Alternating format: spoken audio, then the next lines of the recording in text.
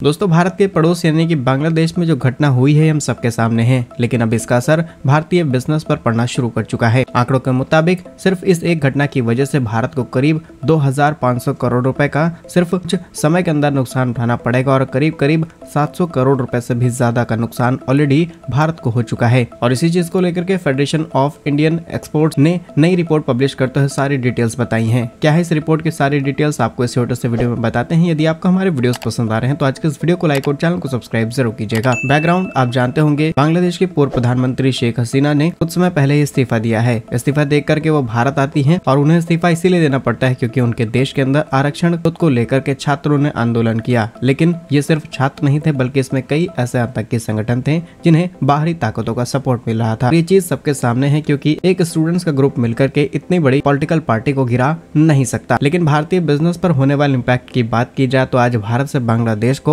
6000 से भी ज्यादा चीजें एक्सपोर्ट की जाती हैं। दोनों देशों के बीच में करीब 14 से 15 अरब डॉलर का व्यापार किया जा रहा था, लेकिन अब ये पूरी तरीके से बंद हो चुका है। कुछ ही चीजें हैं जो भारत बांग्लादेश में रिस्क लेकर के एक्सपोर्ट कर रहा है और कुछ चीजें ही इंपोर्ट हो पा रही हैं। लेकिन recently federation of Indian export organisation की रिपोर्ट के मुताबिक भारत और बांग्लादेश में सिर्फ उत्तर प्रदेश से करीब 2500 करोड़ रुपए का व्यापार किया जा रहा था, जिसमें भारत की तरफ से तमाम खाने पीने की चीजें, गेहूं, चावल, चमड़ा, engineering, stationery, e rickshaw, electric vehicles और तमाम चीजें एक्सपोर्ट की जा रही थी। ये माल पूरी तरीके से रोका जा चुका है। इसके अलावा भारत की तरफ से बांग्लादेश को भेजी जाने वाली 6000 से भी ज्यादा चीजों में एकदम से गिरावट आई है, चाहे खाने की चीजें हों या फिर मसाले, और जिसको लेकर के यूपी के 40 से भी ज्यादा व्यापारियों ने बांग्लादेश में एक्सपोर्शन यूनिट स्थापित की है, जिससे बिजनेस को स्मूथली चलाया जा सके। लेकिन दिक्कतें अभी भी कम नहीं हो रही। इसके अलावा भारत और बांग्लादेश की सीमा पर 100 से भी ज्यादा बड़े ट्रक तैनात हो चुके हैं। ये पूरी तरीके से रुके हुए हैं, जिनमें काफी ज्यादा माल लोडेड है। कई सारा माल खराब हो रहा है और कुछ ट्रक जो सीधे बांग्लादेश के अंदर जाने थे, जिनकी पेमेंट ऑलरेडी भारत को रिसीव हो चुकी है, ये भी बांग्लादेश नहीं जा पा रहे। और इसके अलावा